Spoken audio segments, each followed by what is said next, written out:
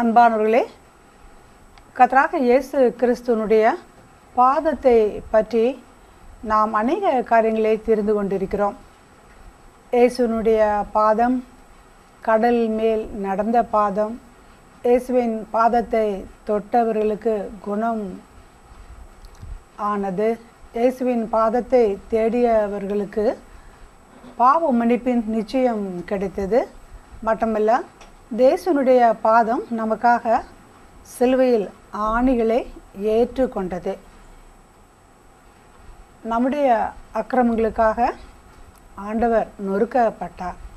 இப்படியாக இயேசுனுடைய பாதம் இந்த உலகத்தில் வாழ்ந்த பொழுது நன்மை செய்கின்றவராக இயேசு இந்த உலகத்தில் சுற்றி திரிந்தார்.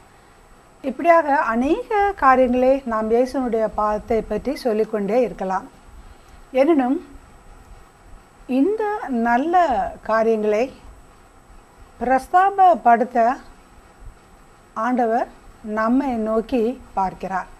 நாம் ஒவ்வொருவரும் இயேசுவினுடைய புண்ணியத்தை, புகழை, அவர் செய்த மகத்துவத்தை அறிவிக்க தேவன் நம்மை அழைக்கிறார்.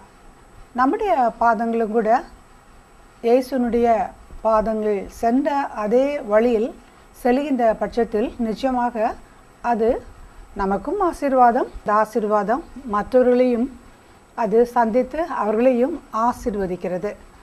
விசேஷமாக ஒரு காரியத்தை நான் உங்களோடு பகிர்ந்து கொள்ள விரும்புகிறேன்.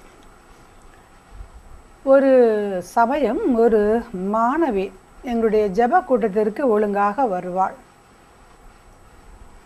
அவள் டிகிரியை முடித்துவிட்டு சென்ற பொழுது மறுபடியும் சில மாதங்கள் கழித்து என்னை காண வந்தால் கண்ணீரோடு. அவள் சொன்னா, மேடம்,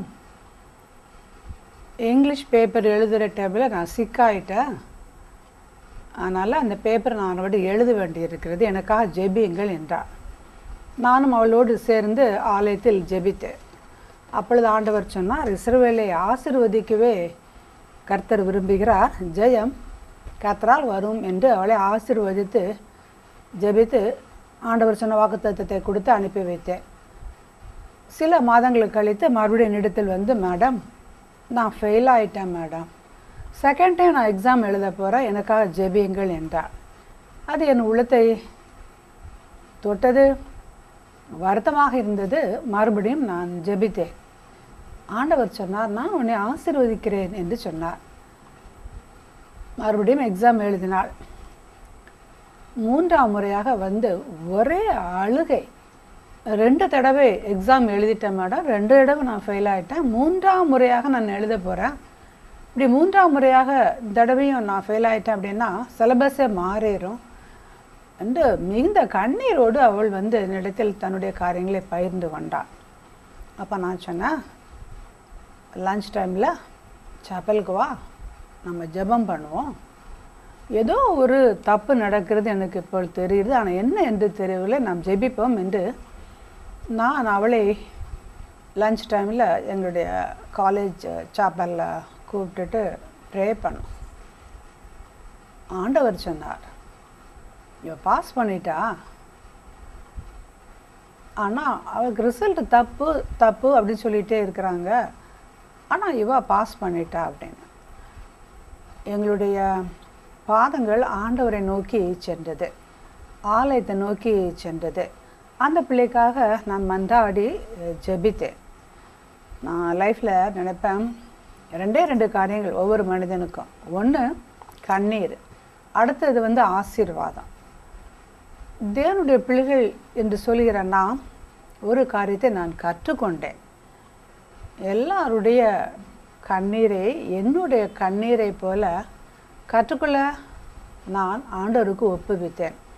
அதே சமயத்தில் எனக்குள்ள ஆசீர்வாதம் மற்றவர்களுக்கும் இல்லாத பொழுது, ஆண்டவரே என்ன இவ்வளோ பிளெஸ் பண்ணியிருக்கிறீங்க, நான் ஆசீர்வாதமாக இருக்கிறேன், இந்த ஆசீர்வாதம் எனக்கு நீங்கள் கொடுத்தது, இதே ஆசீர்வாதத்தை மற்றவர்களுக்கும் உங்களால் கொடுக்க முடியும் என்று கண்ணீரையும் ஆசீர்வாதத்தையும் என் வாழ்க்கையில் 2ஐயும் நான் பத்திரமாக வைத்துக்கொண்டு அதன் மூலமாக மற்றவருடைய பிரச்சனைகளை காண ஆண்டவர் எனக்கு உதவி செய்தார்.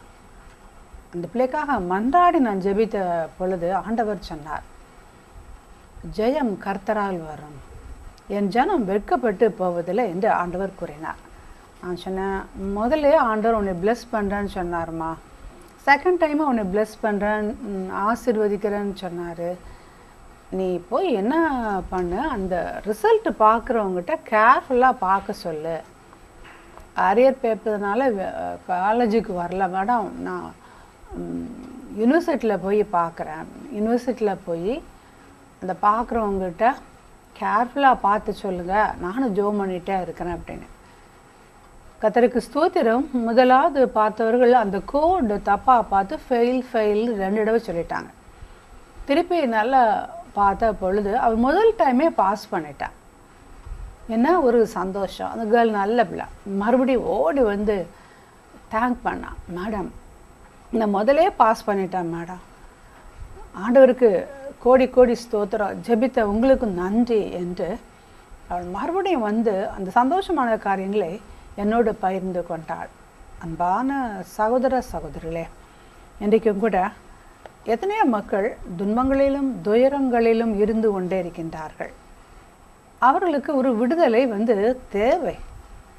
அந்த விடுதலை கூற தேவன் நம்மை அழைக்கிறார்.